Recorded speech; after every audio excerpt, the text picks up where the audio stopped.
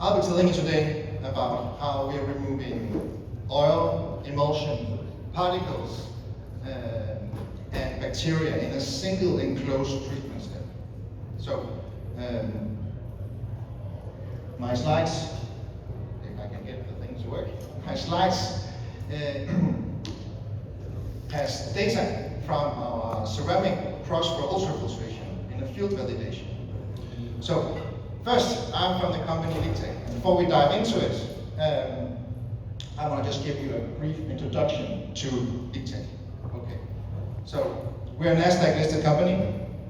We are just above 100 people, and we have a sales and service center here in Texas. Despite our relatively small size, we actually have more than 300 full-scale systems around the world, into which go our own ceramic membrane. And this is something that really sets LIGTEC apart.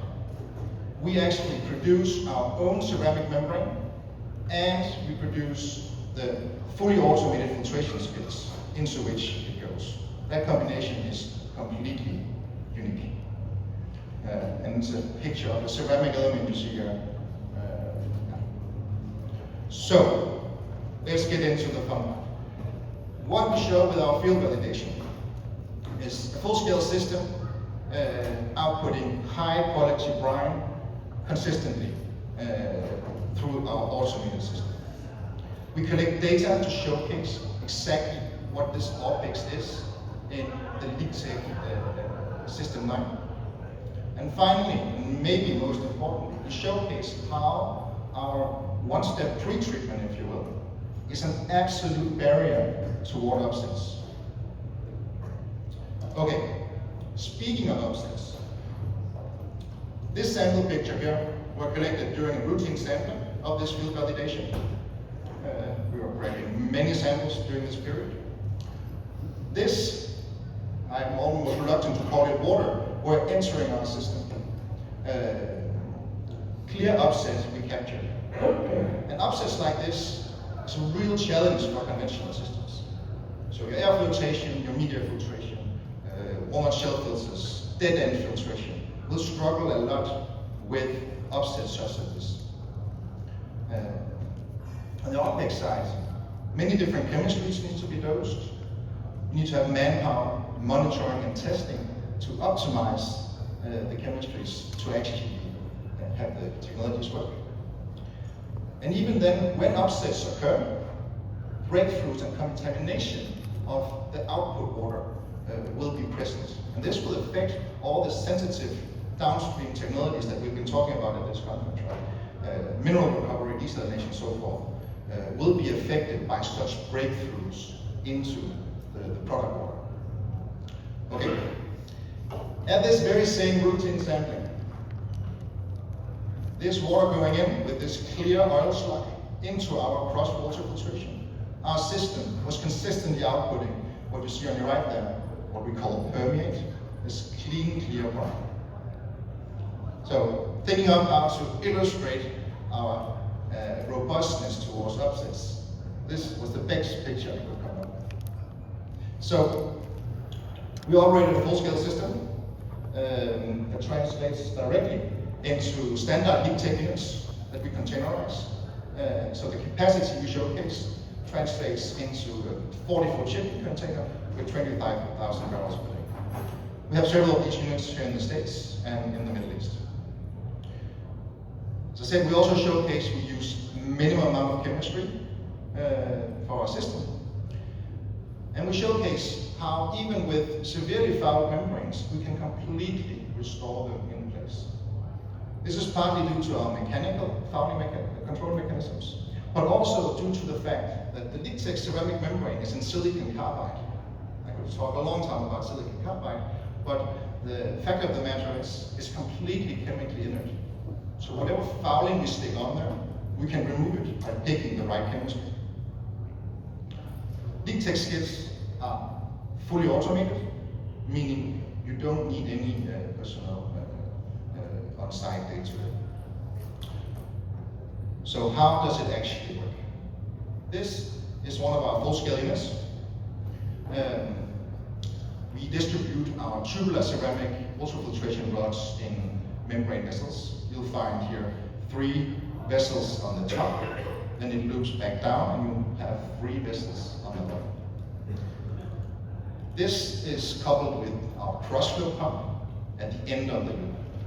So having our cross-flow is essential. So the cross-flow is this high-velocity flushing action of the membrane surface. This is what allows us to be this workhorse in front, accepting the raw produced water, accepting the upsets and the higher organic pollutants. And working with our cross-flow in a closed loop allows us to optimize power consumption greatly, because we are very aware that our main OpEx driver for this system is power consumption. Okay, the cross-flow pump's only job is to flush the membranes. So, external from this skip, there's a feed pump pressurizing this loop to drive the filtration, to generate the filtration pressure. For these trials, I'll come into the data in just a minute. We were dosing just a little bit of peroxide, not because we need this as a pre-treatment chemistry, but because the main KPI was to remove ferrous iron. And the thing to know about ultrafiltration in rough terms, ultrafiltration will remove anything not dissolved.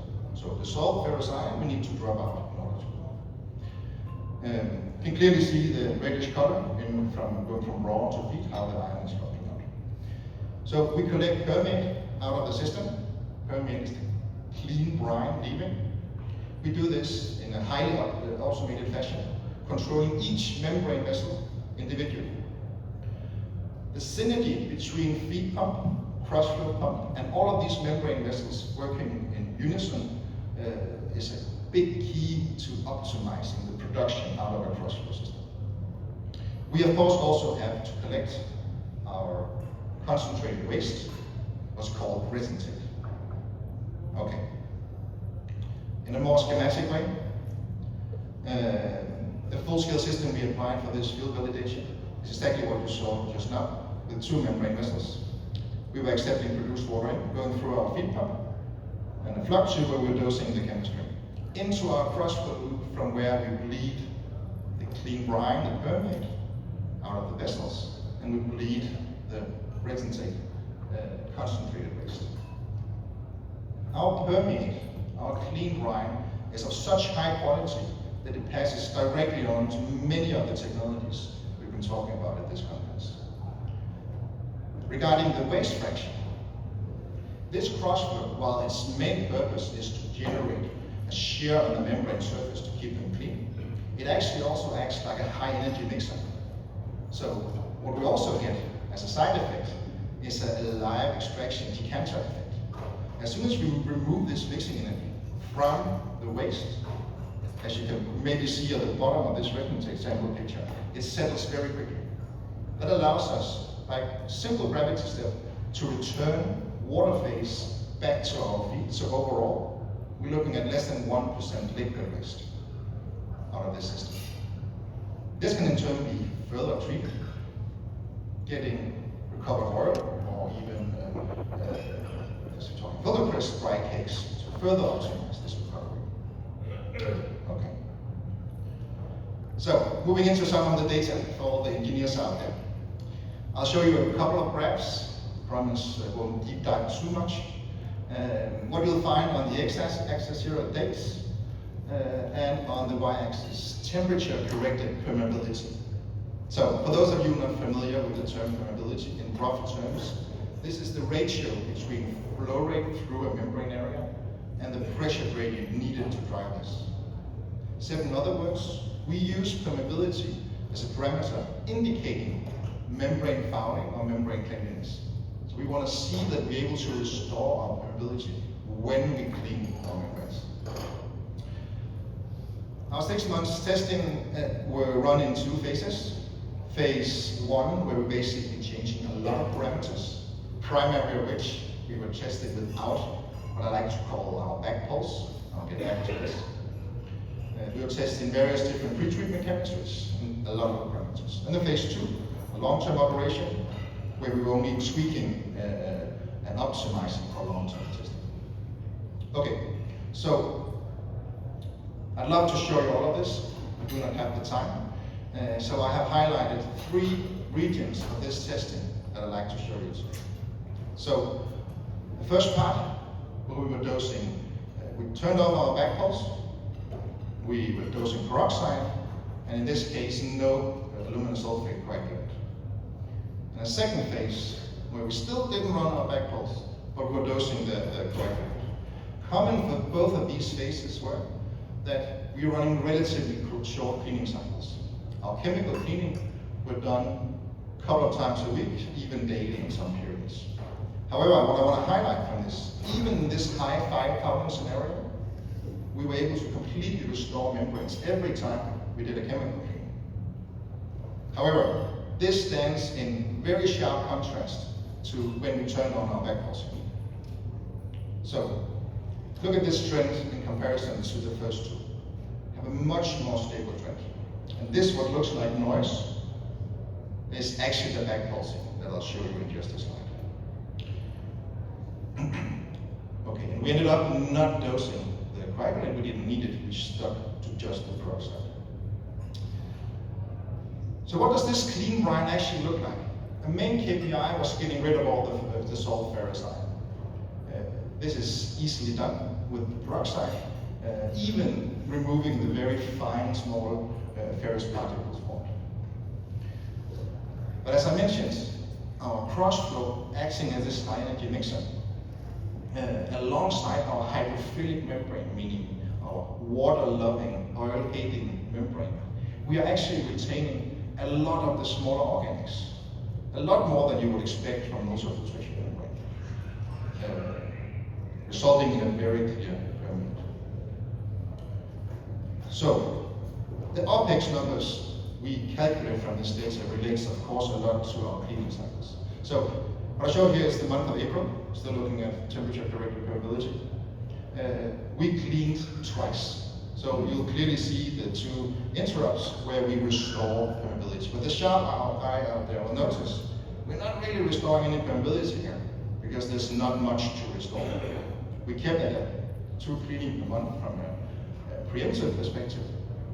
But the cleaning place clearly could have been extended to a longer period. And the reason for this is a combination of cross-flow and back pulsing. So zooming in on this noise, you'll see it's not noise at all. Our highly effective back pulsing, so think of it as a backwash that's very brief, we're talking a minute, using very little water, reversing the filtration action. This, every single time, restores just a little bit of our permeability, just removes a little bit of the fouling, keeping us in operation. Alongside the cross-flow, this is how we keep going. We ended up doing a back pulse, backwash every 45 minutes as basis for our OPEX calculation. So I put this into OPEX numbers. We take power for the cross-flow into consideration, really important. I used, of course, the peroxide. We needed to rub out the iron. Halfway through our long-term testing, we were told that a emulsifier and aluminum chloride, the coagulant, were being dosed upstream. We didn't see any effect, but for good measure, I included it. Of course, also the clean-in-place chemicals and the surface water. All in all, this amounts to less than 2 cents per barrel in a one-stop treatment, one-stop pre-treatment step, removing all oil, bacteria particles.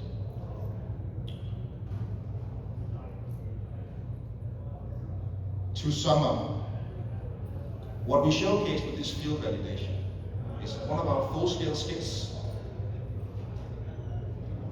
corresponding to 25,000 barrels per day.